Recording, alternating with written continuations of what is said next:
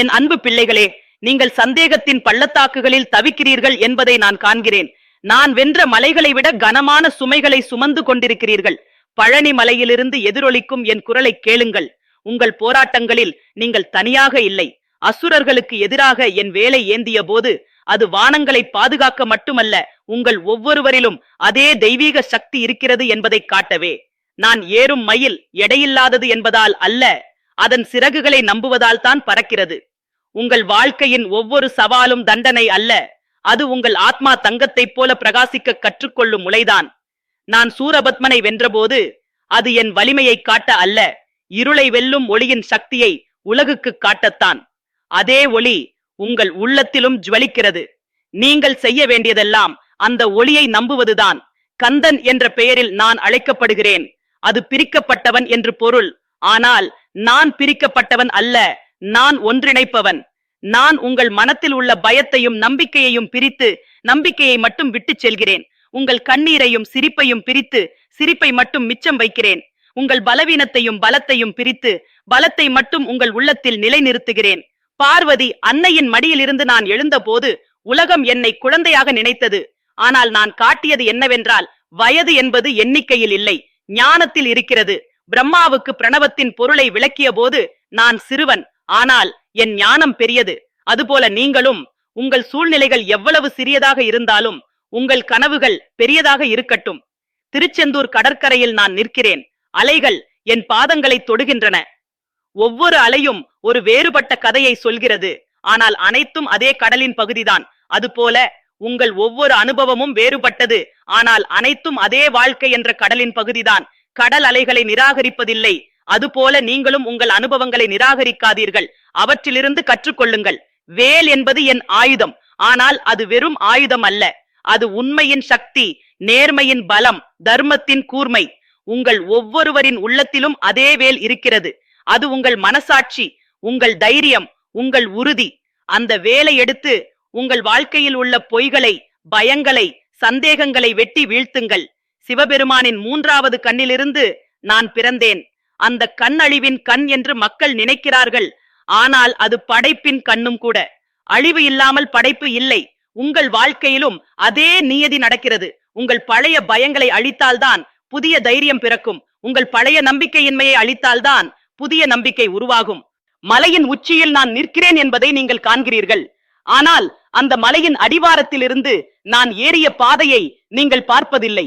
அந்த ஏற்றம் எளிதானது அல்ல, ஒவ்வொரு படியும் சவாலானது, ஒவ்வொரு நிமிடமும் சோதனையானது. ஆனால் ஏறுவதை நிறுத்தவில்லை, ஏனென்றால் உச்சியில் காத்திருக்கும் காட்சி அதற்கு மதிப்பானது. உங்கள் வாழ்க்கையும் அதே மலையேற்றம்தான். சில நேரங்களில் பாதை கரடுமுரடானதாக இருக்கும், சில நேரங்களில் மூச்சு வாங்கும், சில நேரங்களில் திரும்பி போக வேண்டும் என்று தோன்றும். ஆனால் நீங்கள் ஏறிக்கொண்டே இருங்கள். ஒவ்வொரு படியும் உங்களை உங்கள் இலக்கிற்கு நெருக்கமாக அழைத்துச் செல்கிறது. பூலோக வேலவா என்று என்னை அழைக்கிறீர்கள். பூலோகம் என்றால் இந்த பூமி, இந்த உலகம். நான் இந்த உலகத்தின் வேலன், இந்த உலகத்தின் காவலன். உங்கள் சந்தோஷத்திற்காக நான் இருக்கிறேன், உங்கள் வெற்றிக்காக நான் காத்திருக்கிறேன். உங்கள் ஒவ்வொரு நல்ல செயலும் என் இதயத்தை மகிழ்விக்கிறது.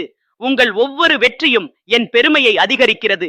ஆறுமுகன் என்ற பெயரில் நான் அறியப்படுகிறேன். 6 முகங்கள், ஆனால் ஒரே இதயம். அந்த 6 முகங்களும் உங்களை 6 வெவ்வேறு கோணங்களில் பார்க்கின்றன. ஒன்று உங்கள் கடந்த காலத்தை, ஒன்று உங்கள் நிகழ்காலத்தை, ஒன்று உங்கள் எதிர்காலத்தை, ஒன்று உங்கள் வலிமையை, ஒன்று உங்கள் பலவீனத்தை, ஒன்று உங்கள் சாத்திய கூறுகளை. நான் உங்களை முழுமையாக பார்க்கிறேன், உங்களை முழுமையாக புரிந்து கொள்கிறேன். உங்கள் கடந்த காலத்தில் தவறுகள் இருக்கலாம், ஆனால் அவை உங்கள் எதிர்காலத்தை தீர்மானிப்பதில்லை. உங்கள் நிகழ்காலத்தில் சவால்கள் இருக்கலாம், ஆனால் அவை உங்கள் திறமையை காட்டும் வாய்ப்புகள்.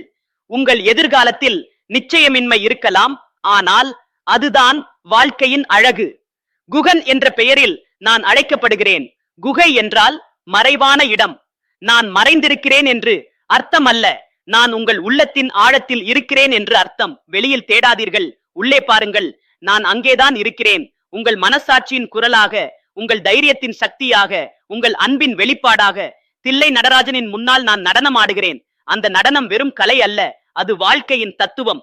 ஒவ்வொரு அசைவும் ஒரு பொருளை வெளிப்படுத்துகிறது. கால்கள் முன்னேறுகின்றன, அது முன்னேற்றத்தின் சின்னம். கைகள் அசைகின்றன, அது வேலையின் முக்கியத்துவம். தலை ஆடுகிறது, அது ஞானத்தின் ஒப்புதல். முழு உடலும் ஒரே தாளத்தில் இயங்குகிறது, அது ஒற்றுமையின் சக்தி. உங்கள் வாழ்க்கையும் அதே நடனம்தான்.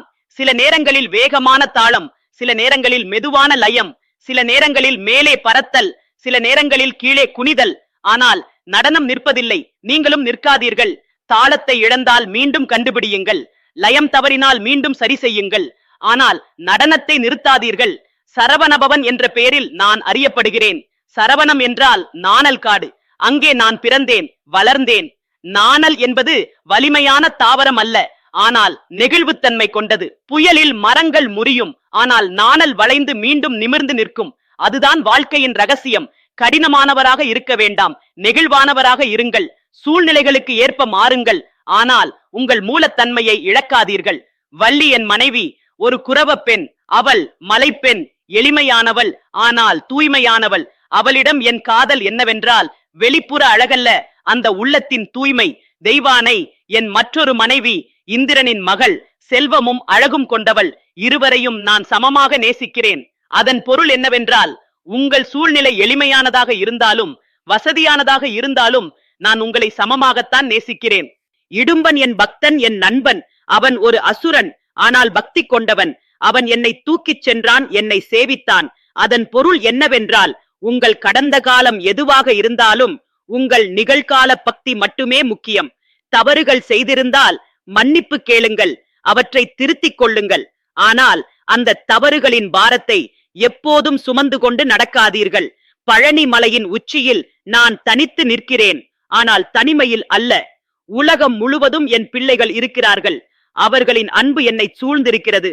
அதுபோல நீங்களும் சில நேரங்களில் தனியாக இருப்பது போல் தோன்றலாம், ஆனால் நீங்கள் ஒருபோதும் தனியாக இல்லை. உங்களை நேசிக்கும் உள்ளங்கள் இருக்கின்றன, உங்களுக்காக பிரார்த்தனை செய்யும் கைகள் இருக்கின்றன, உங்கள் வெற்றியை விரும்பும் மனங்கள் இருக்கின்றன. சுப்பிரமணியன் என்ற பெயரில் நான் அழைக்கப்படுகிறேன். சுப்பிரமணியன் என்றால் நல்ல பிரம்மச்சாரி. பிரம்மச்சரியம் என்பது வெறும் உடல் தூய்மை அல்ல, மன தூய்மையும் கூட.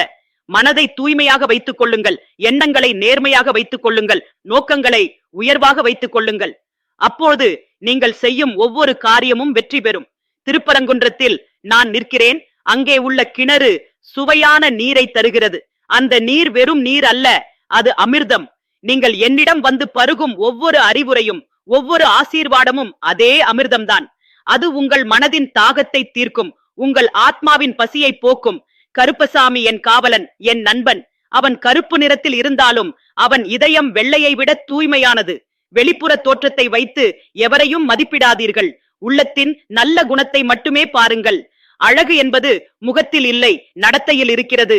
பணம் என்பது பைகளில் இல்லை, மனத்தின் செல்வத்தில் இருக்கிறது. மயில் என் வாகனம், அதன் இறகுகளில் 1000 கண்கள். அந்த கண்கள் வெறும் அலங்காரம் அல்ல, அவை விழிப்புணர்வின் சின்னம். நான் என் மயிலின் மீது அமர்ந்து அந்த 1000 கண்களால் உலகை பார்க்கிறேன். ஒவ்வொன்றும் வேறுபட்ட கோணத்தில், ஒவ்வொன்றும் வேறுபட்ட தன்மையில். அதுபோல நீங்களும் ஒரே விஷயத்தை பலவிதமாக பார்க்க கற்றுக்கொள்ளுங்கள். ஒரே பிரச்சனைக்கு பல தீர்வுகள் இருக்கலாம், ஒரே கேள்விக்கு பல பதில்கள் இருக்கலாம். மலை உச்சியிலிருந்து நான் பார்க்கும் காட்சி அற்புதமானது. கிழக்கே சூரியன் உதித்துக் கொண்டிருக்கிறான், மேற்கே சூரியன் மறைந்து கொண்டிருக்கிறான். வடக்கே பனி மூடிய மலைகள், தெற்கே பசுமையான சமவெளிகள். ஒவ்வொரு திசையும் வேறுபட்ட அழகை காட்டுகிறது, ஆனால் அனைத்தும் ஒரே பூமியின் பகுதிதான். உங்கள் வாழ்க்கையின் ஒவ்வொரு கட்டமும் அதுபோல்தான். குழந்தை பருவம், இளமை, நடுத்தர வயது, முதுமை, ஒவ்வொன்றும் வேறுபட்ட அழகு கொண்டது. ஒவ்வொன்றையும் அனுபவித்து மகிழுங்கள். என் பிள்ளைகளே, வாழ்க்கை என்பது ஒரு பொக்கிஷ கண்டுபிடிப்பு விளையாட்டு. ஒவ்வொரு அனுபவமும் ஒரு குறிப்பு, ஒவ்வொரு சந்திப்பும் ஒரு தடயம், ஒவ்வொரு சவாலும் ஒரு எம்மாற்று. முடிவில் நீங்கள் கண்டுபிடிக்க வேண்டிய பொக்கிஷம் உங்கள் உள்ளேதான் இருக்கிறது. அது உங்கள் திறமை, உங்கள் அன்பு, உங்கள் பண்பு, உங்கள் சேவை மனப்பான்மை. எண்ணற்ற பூக்களில் நான் வசிக்கிறேன், ஆனால் என்னை மகிழ்விக்கும் பூ நீங்கள் என் கோவிலில் வைக்கும் பூ அல்ல. அது உங்கள் முகத்தில் பூக்கும் புன்னகை, உங்கள் இதயத்தில் பூக்கும் நல்ல எண்ணம், உங்கள் வாழ்க்கையில் பூக்கும் நம்பிக்கை. அந்த பூக்களை எனக்கு தருங்கள். அவற்றின் மனம் எல்லா நறுமணத்தையும் விட இனிமையானது. வேலை என்றால் அறியாமை மற்றும் பொய்களை வெட்டி வீழ்த்துவது. உங்கள் மனதில் உள்ள சந்தேகங்களை வெட்டுங்கள், உங்கள் இதயத்தில் உள்ள பயங்களை வீழ்த்துங்கள், உங்கள் வாழ்க்கையில் உள்ள தடைகளை துண்டிக்கவும். என் வேல் உங்கள் கையில் இருக்கிறது, அதை சரியாக பயன்படுத்துங்கள். இறுதியாக என் அன்பு பிள்ளைகளே, நான் உங்களுக்கு சொல்ல விரும்புவது இதுதான். நீங்கள் நினைப்பதை விட வலிமையானவர்கள், நீங்கள் நம்புவதை விட திறமையானவர்கள், நீங்கள் கருதுவதை விட அழகானவர்கள். உங்கள் குறைகளை பார்த்து சுருங்காதீர்கள், உங்கள் நலன்களை கண்டு விரிவடையுங்கள். நீங்கள் என் பிள்ளைகள், என் பெருமை, என் மகிழ்ச்சி. உங்கள் வெற்றியே என் வெற்றி, உங்கள் சந்தோஷமே என் சந்தோஷம். முன்னேறுங்கள், தைரியமாக நடையுங்கள், உறுதியாக பேசுங்கள், நம்பிக்கையுடன் செயல்படுங்கள். பழனி மலையின் உச்சியிலிருந்து நான் உங்களை ஆசீர்வதிக்கிறேன். திருச்செந்தூர் கடற்கரையிலிருந்து நான் உங்களுக்காக பிரார்த்தித்துக் கொண்டிருக்கிறேன். ஒவ்வொரு நாளும் சூரியன் உதிக்கும் போது அது ஒரு புதிய ஆரம்பத்தின் சின்னம். நேற்றைய தோல்விகள் இன்றைய வெற்றிகளை தடுக்க முடியாது. நேற்றைய கண்ணீர் இன்றைய சிரிப்பை துடைக்க முடியாது. ஒவ்வொரு சூரிய உதயமும் புதிய நம்பிக்கையின் செய்தியை கொண்டு வருகிறது.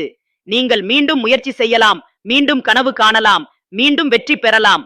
கடலின் அலைகள் கரையை தாக்கி பின்வாங்குகின்றன, ஆனால் அவை ஒருபோதும் முயற்சியை நிறுத்துவதில்லை.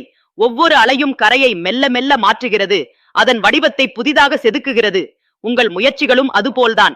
ஒரே நாளில் மலையை நகர்த்த முடியாது, ஆனால் தொடர்ந்த முயற்சியால் மலையையே மாற்ற முடியும். பறவைகள் பறக்கும் போது அவை காற்றின் எதிர்ப்பை சந்திக்கின்றன, ஆனால் அந்த எதிர்ப்புதான் அவற்றை மேலே உயர செய்கிறது. காற்று இல்லாவிட்டால் பறவைகளால் பறக்கவே முடியாது. உங்கள் வாழ்க்கையிலும் அதே கொள்கை பொருந்தும். எதிர்ப்புகள் உங்களை வீழ்த்த வருவதில்லை, உங்களை உயர்த்த வருகின்றன. சவால்கள் உங்களை நிறுத்த வருவதில்லை, உங்கள் திறமையை வெளிக்கொண்டு வர வருகின்றன. மண்ணுக்குள் ஒளிந்திருக்கும் விதை இருளில் தவிக்கிறது என்று நினைக்கலாம், ஆனால் அந்த இருளும் அந்த மண்ணின் அழுத்தமும் தான் அதை வேறாக மாற்றுகிறது. வேர் வலுவாக இருந்தால்தான் மரம் உயரமாக வளரும். உங்கள் வாழ்க்கையின் கடினமான தருணங்களும் அதுபோல்தான். அவை உங்களை வலுப்படுத்த வருகின்றன, உங்களை வேர்க்கட்ட வருகின்றன. மழை பெய்யும் போது பூக்கள் தலைகுனிகின்றன, ஆனால் மழை நின்ற பிறகு அவை முன்பை விட அழகாக பூக்கின்றன. மழை நீர் அவற்றின் வேர்களை பலப்படுத்துகிறது, அவற்றின் நிறத்தை பிரகாசமாக்குகிறது. உங்கள் வாழ்க்கையின் கடினமான காலங்களும் அதே மழை நீர்தான். அவை உங்களை சோர்வடையச் செய்யலாம், ஆனால் அவை நின்ற பிறகு நீங்கள் முன்பை விட பலமாக, அழகாக, ஞானமாக இருப்பீர்கள். இரவின் இருள் எவ்வளவு அடர்ந்திருந்தாலும் விடியல் வந்தே தீரும். நட்சத்திரங்கள் இருளில்தான் பிரகாசமாக தெரிகின்றன. அதுபோல உங்கள் வாழ்க்கையின் இருண்ட தருணங்களில்தான் உங்கள் உள்ளார்ந்த ஒளி மிகவும் பிரகாசமாக தெரியும். கடினமான நேரங்களில் நீங்கள் காட்டும் தைரியம், பொறுமை, நம்பிக்கை, இவைதான் உங்கள் உண்மையான அழகு. நதி மலையிலிருந்து கடலை நோக்கி பயணிக்கும் போது பாறைகளை சந்திக்கிறது, வளைவுகளை கடக்கிறது, சில இடங்களில் வீழ்ச்சியையும் எதிர்கொள்கிறது. ஆனால் அது ஒருபோதும் நிற்பதில்லை. ஒவ்வொரு தடையும் அதன் பாதையை மாற்றலாம், ஆனால் அதன் இலக்கை மாற்ற முடியாது.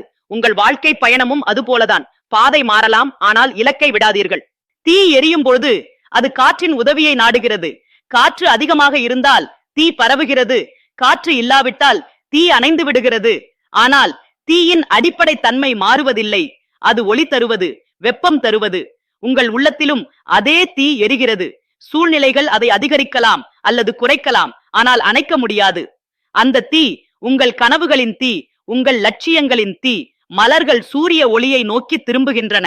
சூரியன் எங்கே நகர்ந்தாலும் பூக்கள் அந்த திசையை பார்க்கின்றன. அதனால்தான் அவை நன்றாக வளர்கின்றன, அழகாக பூக்கின்றன.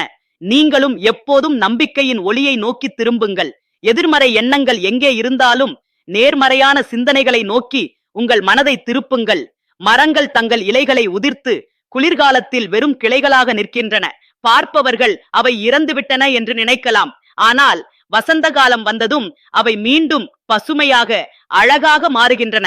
வாழ்க்கையில் சில நேரங்களில் நீங்களும் அதுபோல் வெறுமையாக உணரலாம், ஆனால் அது முடிவல்ல, அது ஒரு மாற்றத்தின் ஆரம்பம், புதிய தொடக்கத்திற்கான தயாரிப்பு. பட்டாம்பூச்சி ஒரு காலத்தில் புழுவாக இருந்தது, கூட்டுப்புழுவாக மாறி இருளில் காத்திருந்தது. வெளியில் இருந்து பார்த்தால் அது இறந்த போல தோன்றியிருக்கும், ஆனால் உள்ளே ஒரு அற்புதமான மாற்றம் நடந்து கொண்டிருந்தது. இறுதியில் அதிலிருந்து வெளிவந்தது அழகிய பட்டாம்பூச்சி.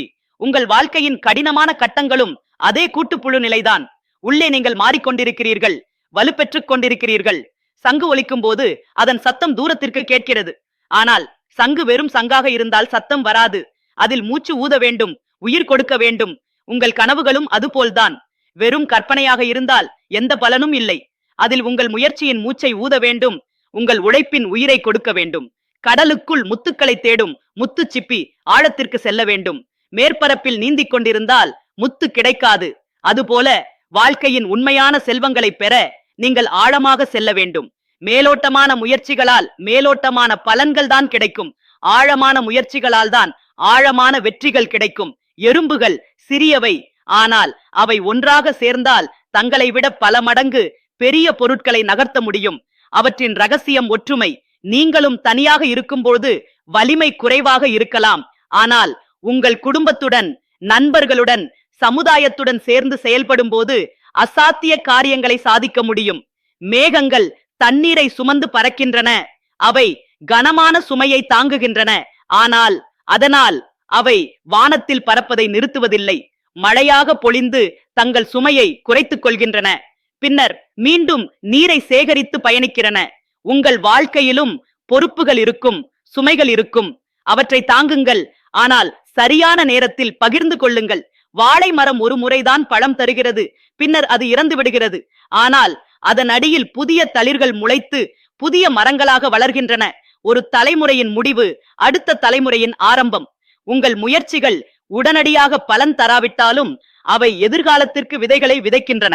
மஞ்சள் புண்ணியமான மண், ஆனால் அதன் மேல் எதுவும் வளராது என்று தோன்றும். ஆனால் அந்த மண்ணில் நல்ல விதைகளை விதைத்து தண்ணீர் ஊற்றி பராமரித்தால் அது தோட்டமாக மாறும். உங்கள் வாழ்க்கையும் அதுபோல்தான். இப்போது வெறுமையாக தோன்றலாம், ஆனால் நல்ல எண்ணங்களின் விதைகளை விதையுங்கள்.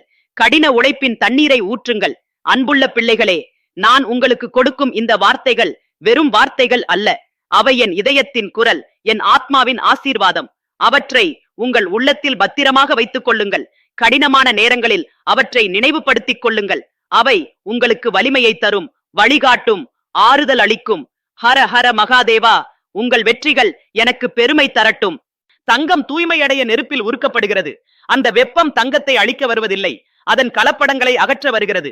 நெருப்பிலிருந்து வெளிவரும் தங்கம் முன்பை விட பிரகாசமாக, தூய்மையாக இருக்கிறது. உங்கள் வாழ்க்கையின் சோதனைகளும் அதே நெருப்புதான்.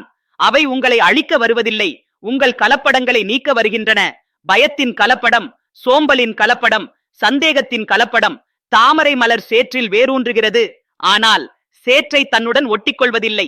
நீரின் மேல் மிதந்து சூரிய ஒளியை நோக்கி பூக்கிறது. அதன் இதழ்கள் தூய்மையாக, வெண்மையாக இருக்கின்றன.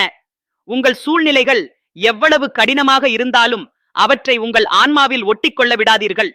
தாமரையைப் போல உங்கள் உள்ளத்தை தூய்மையாக வைத்துக்கொண்டு உயர்ந்த இலக்குகளை நோக்கி பூத்து குலுங்குங்கள்.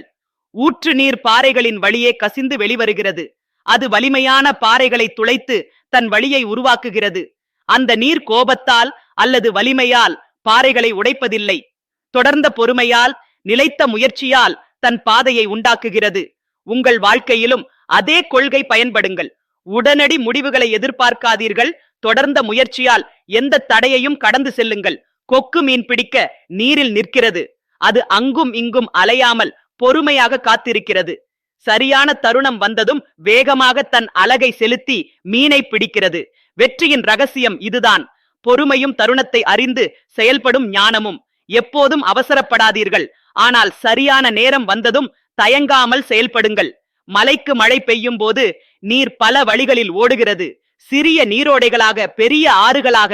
ஆனால் அனைத்தும் இறுதியில் கடலை அடைகின்றன. உங்கள் கனவுகளை அடையும் வழிகளும் பலவாக இருக்கலாம். ஒரு வழி தடைப்பட்டால் மற்றொரு வழியை தேடுங்கள். முக்கியம் இலக்கை விடாமல் இருப்பதுதான். மூங்கிலின் வலிமை அதன் நெகிழ்வுத்தன்மையில் இருக்கிறது. புயல் அடித்தாலும் அது முறியாமல் வளைந்து நிமிர்ந்து நிற்கிறது. கடினமான மரங்கள் முறிந்து விழுகின்றன, ஆனால் மூங்கில் நிலைத்து நிற்கிறது. வாழ்க்கையில் நீங்களும் மூங்கிலைப் போல நெகிழ்வானவராக இருங்கள். அதிக பிடிவாதம் உங்களை உடைக்கலாம், ஆனால் நெகிழ்வுத்தன்மை உங்களை காப்பாற்றும். விளக்கு எரியும் போது அதன் ஒளி 4 திசைகளிலும் பரவுகிறது. அது யாரை ஒளிர வேண்டும், யாரை விட வேண்டும் என்று பாகுபாடு செய்வதில்லை. அதன் தன்மையே ஒளிர்வதுதான். நீங்களும் உங்கள் நல்ல குணங்களை, திறமைகளை எல்லோருடன் பகிர்ந்து கொள்ளுங்கள். நீங்கள் பிறர்க்கு உதவும் போது அந்த உதவி எதிரொலியாக உங்களுக்கே திரும்பி வரும். கிணற்றில் தூர்ந்தால் தண்ணீர் வரும், ஆனால் ஒரு நாள் தூர்ந்தால் போதாது, தொடர்ந்து தூர வேண்டும். சில நாட்கள் தூராவிட்டால் மீண்டும் மண் கிணற்றை அடைகிறது. திறமை வளர்ப்பதும் இதுபோல்தான். ஒரு நாள் பயிற்சி செய்தால் போதாது, தொடர்ந்து பயிற்சி செய்ய வேண்டும். நிறுத்தினால் மீண்டும் திறமை மறைந்துவிடும். அகல் விளக்கில் எண்ணெய் குறையும் போது சுடர் மங்குகிறது, ஆனால் புதிய எண்ணெய் ஊற்றினால் மீண்டும் பிரகாசமாக எரிகிறது. உங்கள் உற்சாகமும் அதுபோல்தான். சில நேரங்களில் குறையலாம், அப்போது புதிய நம்பிக்கையின் எண்ணெய் ஊற்றுங்கள், புதிய கனவுகளின் எரிபொருள் சேர்த்துக் கொள்ளுங்கள். தேன் கூட பல வண்ண மலர்களின் தேனை சேகரித்து தேனாக மாற்றுகிறது. ஒரே பூவின் தேனை கொண்டு தேன் உருவாகாது. பல அனுபவங்களின் சேர்க்கையால் தான் ஞானம் உருவாகிறது. வெற்றியும் பல சிறிய முயற்சிகளின் கூட்டுத்தொகைதான். ஒவ்வொரு அனுபவத்திலிருந்தும் நீங்கள் கற்றுக்கொள்ளும் பாடங்கள் உங்கள் வாழ்க்கையின் தேனாக மாறும். பருத்தி செடியில் பூ பூத்து காய் காய்த்து அதில் பஞ்சு உருவாகிறது. ஆனால் அந்த பஞ்சு பயனுள்ளதாக இருக்க அதை எடுத்து நூலாக நூற்க வேண்டும், நூலை துணியாக நெய்ய வேண்டும். இயற்கை உங்களுக்கு திறமைகளை கொடுத்திருக்கிறது, ஆனால் அவற்றை பயனுள்ளதாக மாற்ற உங்கள் முயற்சி தேவை. மண் சட்டி நீரை குளிர்விக்கிறது. அதன் ரகசியம் அதன் போர்கள். அந்த சிறிய துளைகள் வழியே நீர் ஆவியாகி சட்டிக்குள் இருக்கும் நீரை குளிர்விக்கிறது. நம் மனதிலும் சிறிய போர்கள் இருக்கின்றன. சந்தேகங்களின் போர்கள், பயங்களின் போர்கள். அவற்றை வழியே எதிர்மறை எண்ணங்கள் ஆவியாகி வெளியேறட்டும்.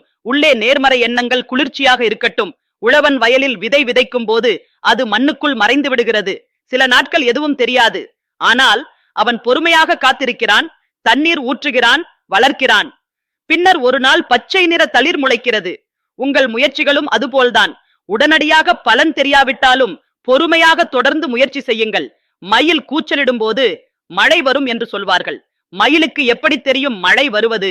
அது இயற்கையின் சைகைகளை படிக்கிறது, காற்றின் மாற்றத்தை உணர்கிறது, வானத்தின் நிறத்தை கவனிக்கிறது. நீங்களும் உங்கள் சுற்றுப்புறத்தை கவனமாக கவனித்தால் வாய்ப்புகளின் சைகைகளை புரிந்து கொள்ள முடியும். வெற்றியின் முன்னறிவிப்புகளை அறிந்து கொள்ள முடியும். குயவன் மண்ணில் பானையை உருவாக்கும் போது அவன் சக்கரத்தை சுற்றுகிறான். அந்த சுற்றலில் ஒரு தாளம் இருக்கிறது, ஒரு நிலைத்தன்மை இருக்கிறது. சக்கரம் இங்கும் அங்கும் அசைந்தால் பானை வடிவம் பெறாது. வாழ்க்கையிலும் ஒரு ஒழுங்கு, ஒரு தாளம் இருக்க வேண்டும். தினசரி வழக்கங்கள், நல்ல பழக்கங்கள், இவைதான் உங்கள் வாழ்க்கையின் சக்கரம். ஓடி நீரை சேமிக்கிறது, ஆனால் அது நீரை பயன்படுத்துவதில்லை. மழை நீரை சேகரித்து தேவைப்படும் நேரத்தில் பிறருக்கு தருகிறது. அதுதான் உண்மையான செல்வம். நீங்கள் சேர்க்கும் அறிவு, திறமை, பணம் இவற்றை மட்டும் சேமித்து வைத்தால் அவை ஓடியில் உள்ள நீரை போல பயனற்றவை. அவற்றை சரியான நேரத்தில் பயன்படுத்தினால்தான் அவை உண்மையான செல்வமாகும். கவல் வீரர் களத்தில் பல எதிரிகளுடன் போராடுகிறான். ஒவ்வொரு எதிரியும் வேறு மாதிரி, வேறு ஆயுதம், வேறு தந்திரம். ஆனால் அவன் ஒவ்வொருடமும் வெவ்வேறு முறையில் போராடுகிறான். ஒரே தந்திரத்தை எல்லா சூழ்நிலைகளிலும் பயன்படுத்துவதில்லை.